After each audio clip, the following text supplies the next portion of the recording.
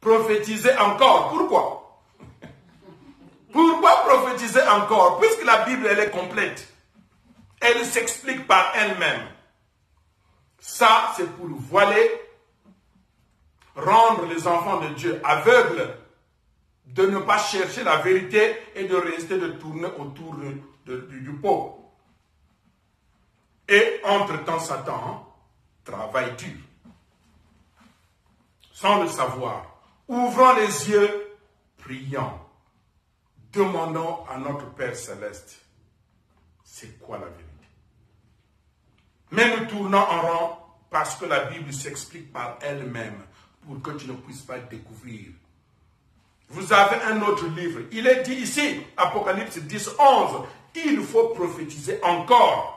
Ça veut dire que nous avons besoin d'une nouvelle expression de la vérité qui viendra expliquer les codes, les symboles qui sont dans la Bible, parce que Jésus a dit, jusque-là, je vous parle en parabole et en symbole. Pourquoi? Il n'a pas été clair. Et toi, tu viens dire que la Bible s'explique par elle-même, tu ne peux pas chercher ailleurs. Apocalypse 10, 11, j'insiste. Quelqu'un n'a qu'à aller lire et découvrir que nous avons besoin d'une nouvelle expression de la vérité. Il est dit, ça, quelqu'un va s'énerver. Il est dit que nous sommes sauvés par le sang de Jésus-Christ. Quelqu'un va me poser la question, est-ce que tu doutes? Je ne doute pas, mais c'est la question qui est ici, les versets qui vont suivre, qui vont nous poser des points d'interrogation. Si nous sommes sauvés par le sang de Jésus-Christ, pourquoi Matthieu 11, 12 déclare, à cause de Jean-Baptiste, les portes du royaume des cieux sont verrouillées. Si nous sommes sauvés, pourquoi les portes seront verrouillées? Si nous sommes sauvés, les portes sont faciles à ouvrir. C'est facile, nous sommes sauvés. On vient, c'est comme dans les supermarchés. Tu mets le pied comme ça, la porte s'ouvre. Tu entres. Pourquoi c'est verrouillé? Et que ce sont les violents qui s'en emparent. Pourquoi? Et j'ajoute, si c'est vrai, nous sommes sauvés par le sang de Jésus-Christ.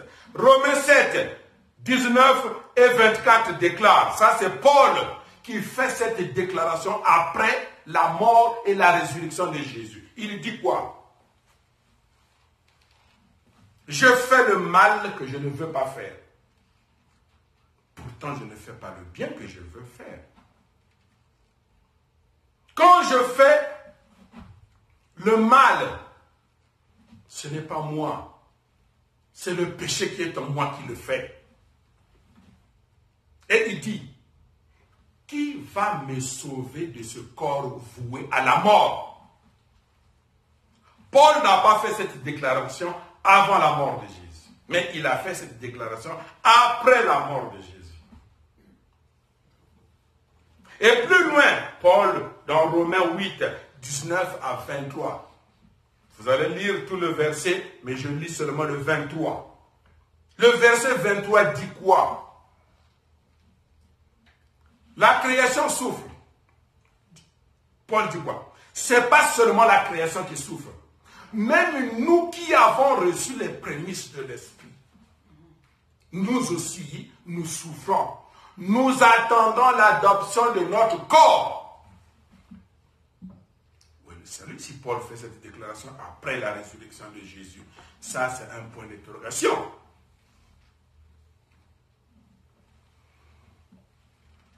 D'autres points flous. Nous avons un grand prophète qui est très célèbre et qui se contredit à Jésus-Christ. Quand nous lisons Jean 1, 21, une délégation est allée voir le prophète Jean-Baptiste pour lui poser la question s'il était Élie. Il a dit non. Es-tu au moins l'un des prophètes? Il a dit non.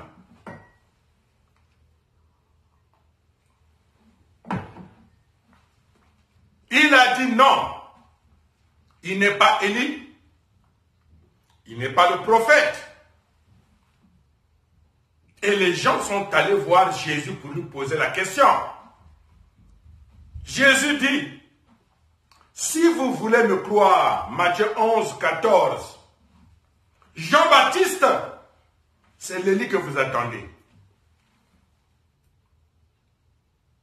Qu'est-ce que vous voulez suivre? Qu'est-ce que vous voulez entendre?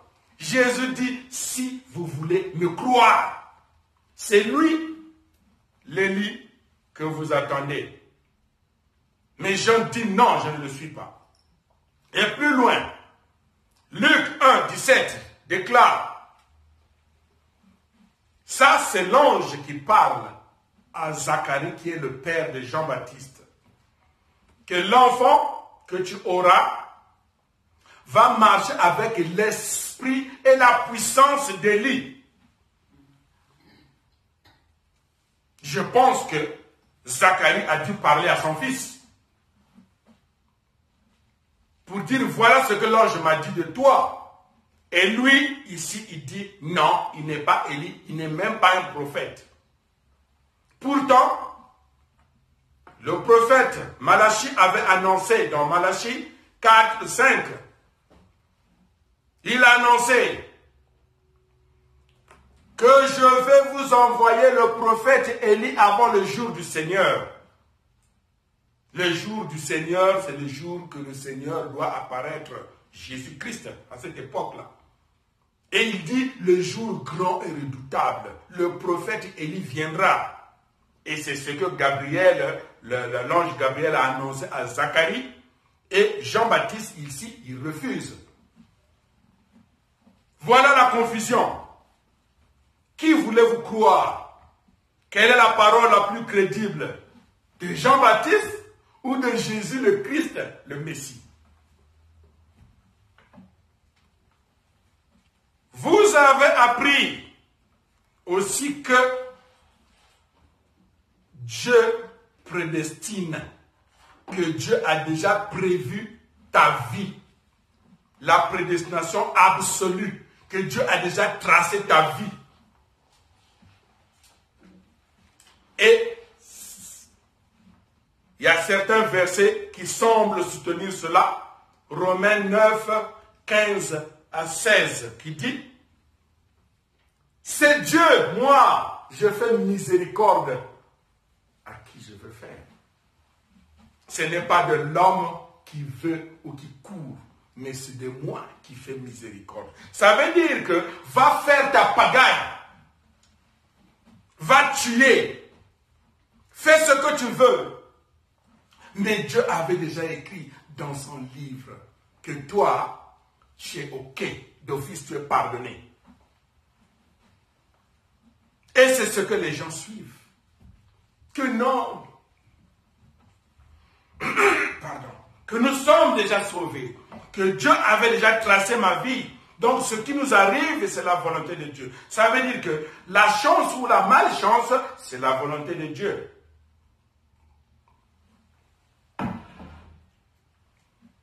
Les réussites ou les échecs, c'est la volonté de Dieu. C'est Dieu qui l'a voulu comme ça, il l'avait tracé comme ça.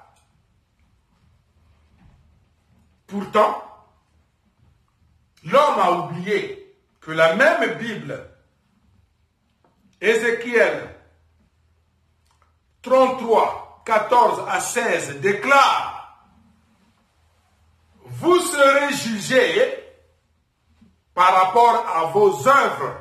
Selon ce que vous faites, c'est comme ça que vous serez jugés. Et plus loin, ça, c'est le point de vue du principe. Le principe a déclaré clair la part de responsabilité de l'homme est capitale. C'est ta part de responsabilité qui fera que si tu as échoué, tu seras jugé. Et si tu as réussi, tu seras glorifié. Matthieu 7, le verset 7 à 8.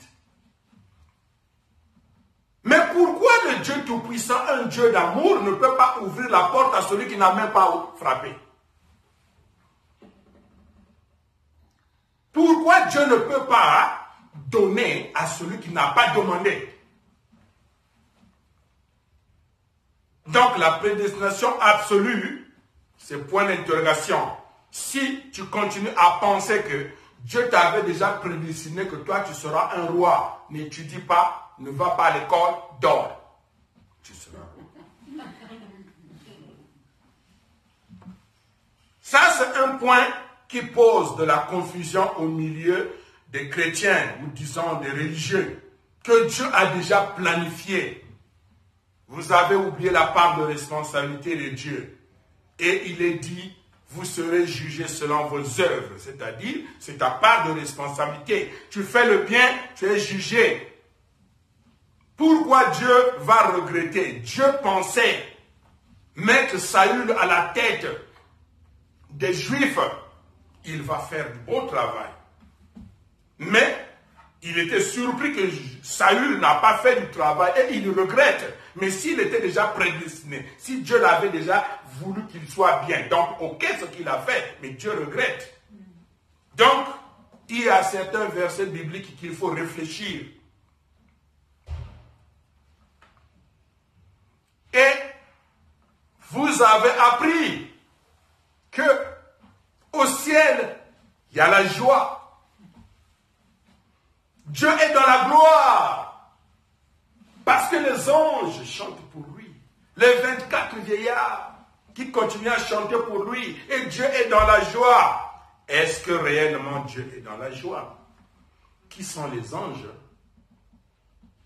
Et qui sont les hommes? Les anges sont les serviteurs de Dieu. Les hommes sur la terre sont les enfants de Dieu. Pensez-vous quand les hommes sur la terre s'entretuent, se rejettent, se haïssent, les uns maltraitent les autres, certains pensent qu'ils sont supérieurs aux autres, et vous pensez que Dieu, en tant que parent d'amour, il est dans la joie parce que les anges chantent pour lui?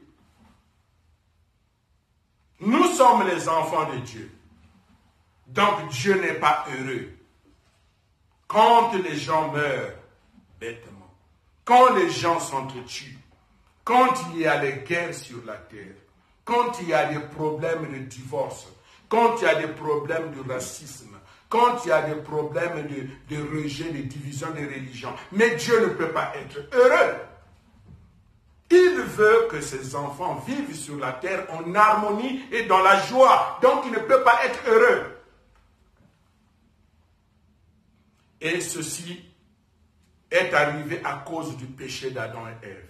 Si nous ne voulons pas repartir à l'origine pour comprendre ce qui s'est passé dans le jardin d'Éden, nous allons toujours continuer à tourner en rond. Mais j'ai une bonne nouvelle pour vous.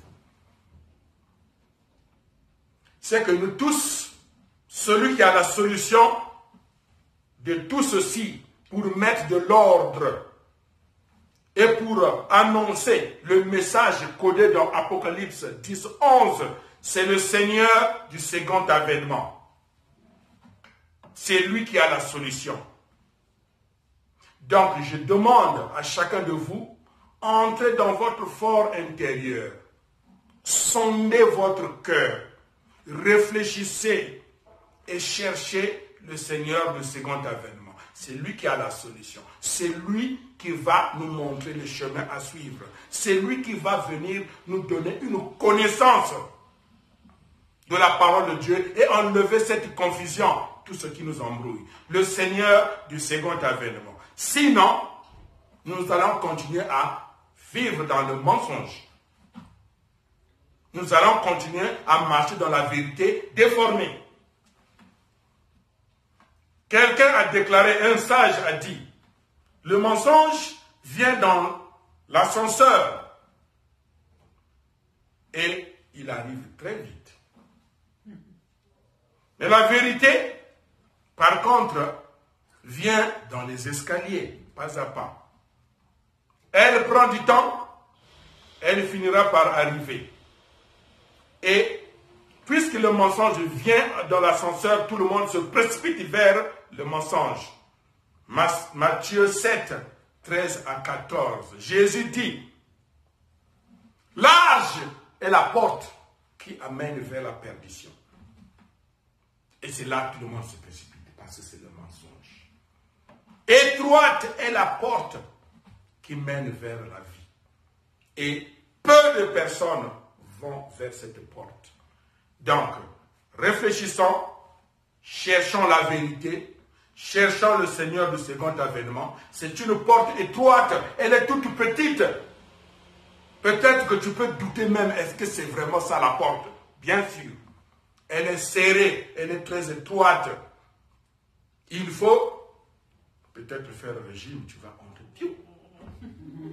Sinon, on sera tous dehors. Cherchons la vérité et je pense que la solution viendra et nous aurons des yeux clairs.